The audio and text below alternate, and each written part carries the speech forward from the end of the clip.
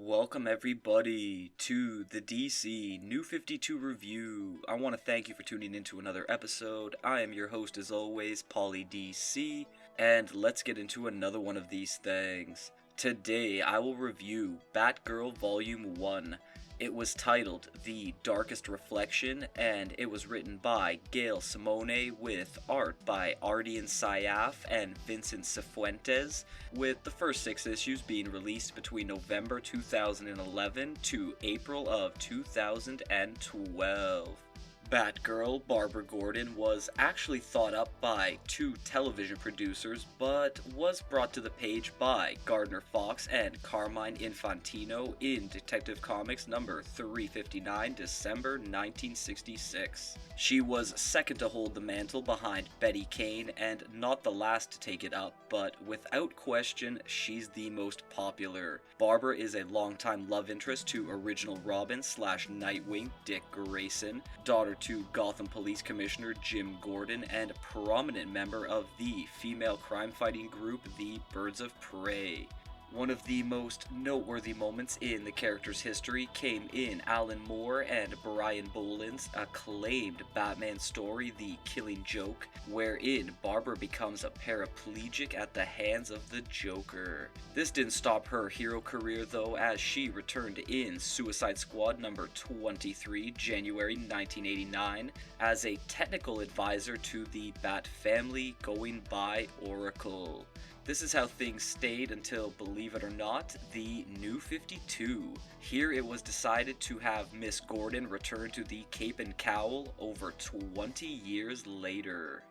Issue number 1 begins with an imposing costume serial killer claiming the latest victim from his target list, a man named Graham Carter, and it's also seen that Barbara's name is on this morbid piece of paper. Things then cut to Batgirl out for her first official night back on patrol, zipping around the city, and she's tracking a group in Halloween masks called the Brisby Killers, who go around doing random thrill kills as seen in a report by Jack Ryder, aka The Creeper, an attempt at world building, I guess? Batgirl makes easy work of the gang right before they dispatch of their newest victims, but due to being a bit out of practice, one of them is able to jump her into a near fall off the balcony, thus requiring help from those she just saved, who confuse her for Batwoman. That's weird, right? It's not like they're both motorcycle riding redheads in bat suits. The next morning, Barbara awakens from a dream she's constantly having of the night Joker shot and crippled her, so she decides to tell her dad it's a good time to move out to a rougher part of Gotham with a bit of a weirdo roommate named Alicia Yeo. Okay. While the 2 girls get acquainted and it's shown Babs has not quite let go of her wheelchair days, we also see the costumed killer, now calling himself Mirror, inside of a hospital giving the receptionist a future headache that will probably never go away. He's now looking for the Brisby Killer's leader, Theodore Rankin, and goes through a security guard first before shooting at a duo of Gotham PD detectives, killing one while wounding the other, Melody McKenna.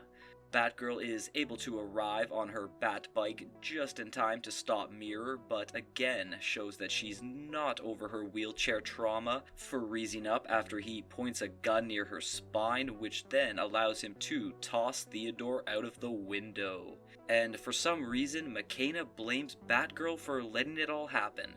Yes, I did think this was kinda stupid. Like, woman, do you also blame every law enforcement person that couldn't apprehend a Gotham criminal before they did something horrible? You must have a long list of people you don't like.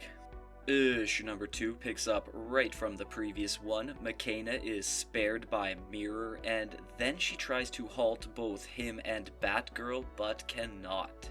A stormy rooftop fight then goes down, and it's definitely a good opening one between the 2 with limited space given to it, ending on Batgirl nearly being killed due to compassion and hardly saving herself from a fatal fall, pissing off a cabbie in the process. McKenna is seen getting medical attention while telling Commish Gordon that Batgirl is back, followed by our said hero tracking Mir to a cemetery where another great fight scene is presented.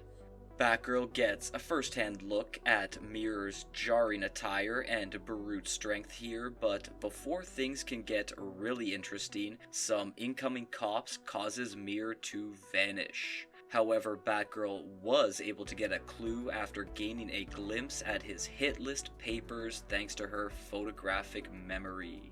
Barbara returns home with major bruises and is caught by Alicia, which begins the serious suspicion toward her new roommate. Good thing Mir stuck to the midsection though, because Babs has a date the next morning with her therapist of all people. Gregor ends up taking the Dr. Melfi direction though when a real relationship is asked about, so an afternoon at the library combined with the clues obtained, Barbara finds out Mir was actually a former federal agent who lost his family tragically. His name is Jonathan Mills, and when Batgirl tracks down the guy's base of operations, it is shown that he survived a car fire that was targeted at him, which took his wife Chandra and twin girls instead. All of this now explains Mir's modus operandi.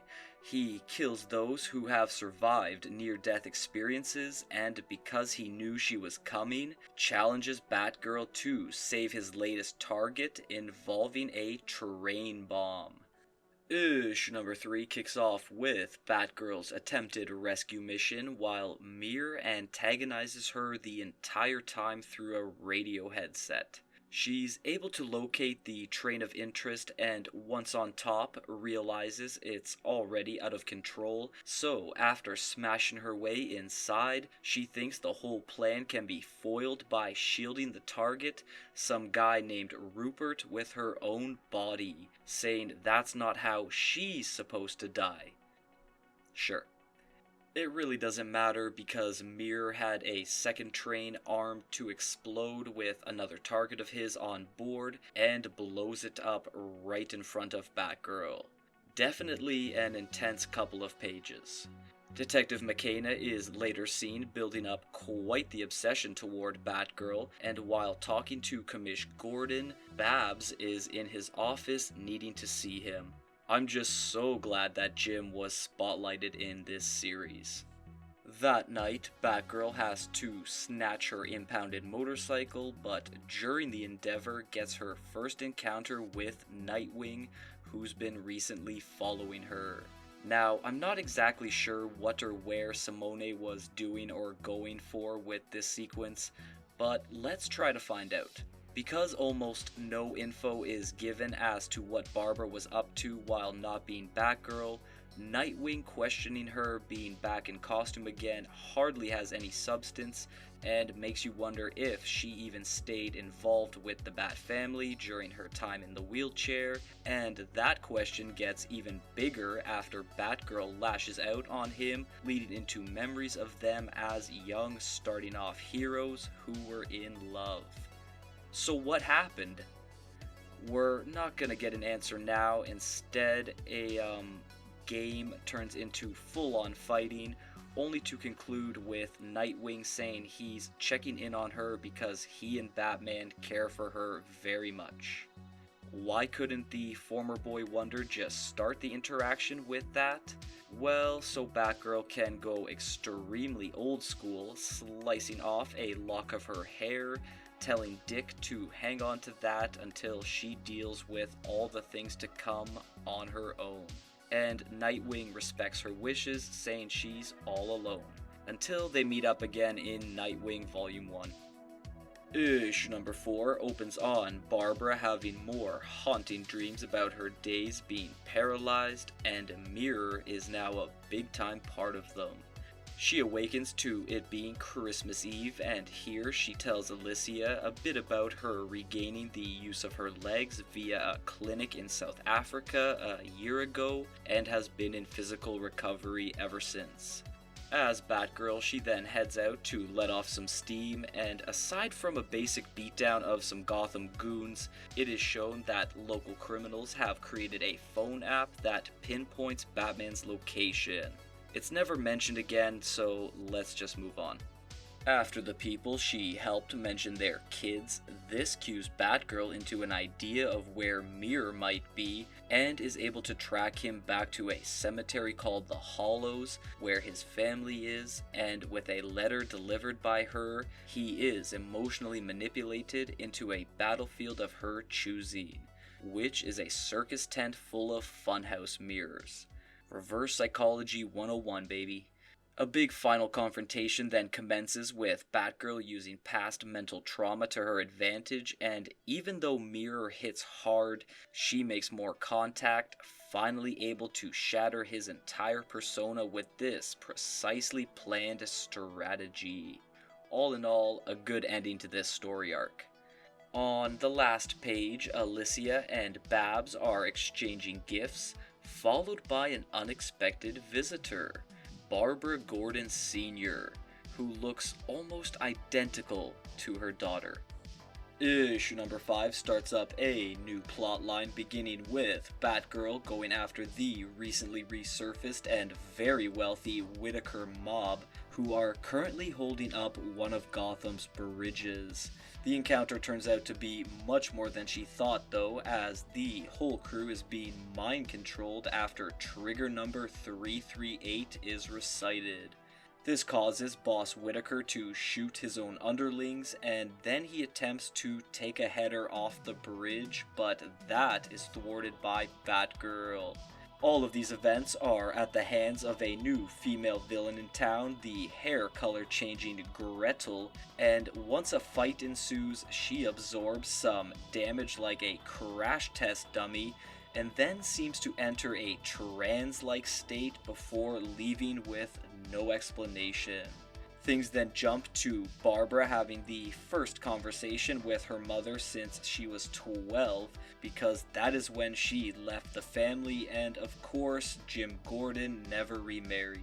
A quick side note on Barbara Sr., she's had multiple histories that have been retconned, but one of her more established backstories comes in Frank Miller's Batman Year 1 story. Anyway, Detective McKenna is being tasked by Commissioner Gordon to go after Batgirl while Babs is at home watching TV and picks up a clue regarding Gretel that involves Bruce Wayne's Gotham Rebuild project, a prominent part of Batman's New 52 series. Batgirl has jumped on her Bat bike and winds up finding Bruce Wayne with his assistant Wendy, intercepting them right as a limo driver of theirs named Tommy speaks the 338 number and tries to violently crash. Gretel is on the scene, but Batgirl has to fight Tommy first, and he does okay, I suppose, considering he's a random two-scene character. However, Batgirl realizes she's in big trouble after finding out Mr. Wayne has been mind-controlled as well. Issue number 6 concludes this book, and it is an immediate continuation from the previous one.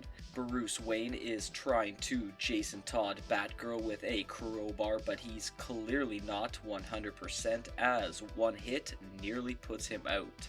Batgirl can't exactly finish anything due to Wendy showing what a dedicated assistant she is, which then allows Bruce to regain control ever so slightly, but Batgirl is able to talk him down with memories of how he cared for her and paid for treatment after she was shot. Once he has snapped out of it, a big hug and some encouraging words are the silver lining to the fact that Gretel has now vanished.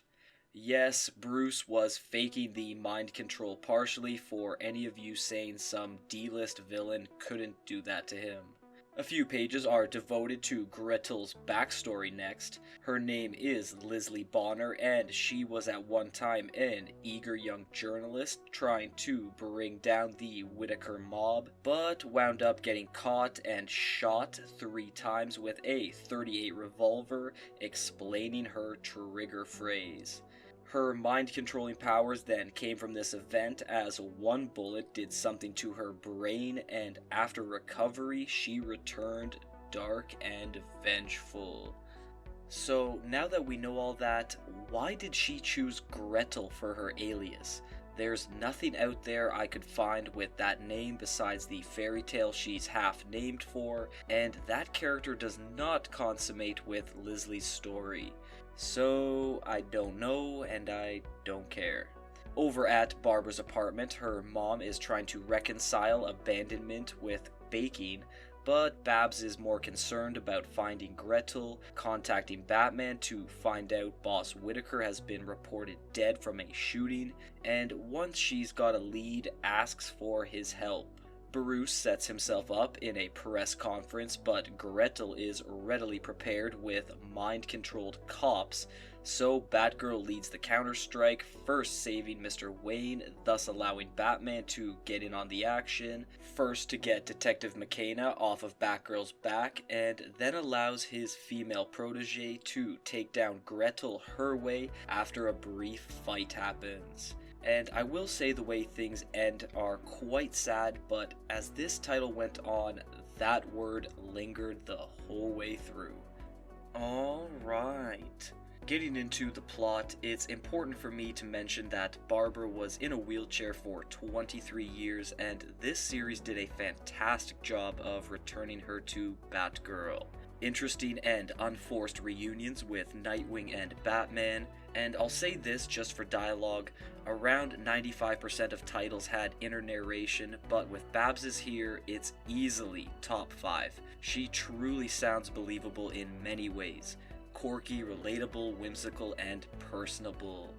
The constructing of the dark past regarding her attack and reflecting on how she bravely handled it, eventually regaining her mobility, worked great, and the supporting cast rocked. Detective McKenna and the mystery-filled Barbara Sr., plus Jim Gordon's appearances here beat the hell out of him showing up to talk to Batman about who or what is screwing with Gotham City currently, only to be ditched mid-sentence. Starting up an original rogues gallery for Batgirl was cool as well, but along with Catwoman, all the series that Batman is in, plus the Birds of Prey, all having antagonists operating in or around Gotham, it makes you wonder, how many lunatics does this city have?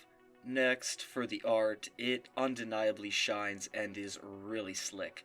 The use of blues and purples along with the additions of red were quite complimentary. I seriously liked the Batgirl costume here and all the designs for the villains. The fight scenes were laid out gorgeous, and among the titles that featured Gotham as its setting, this one's depictions definitely stood out. That's going to do it all for today though, and if you have watched until the end here, I want to personally thank you for that, and to please like, share, and subscribe, please follow me on all my social media platforms, and to please join me next time for more DC New 52 content.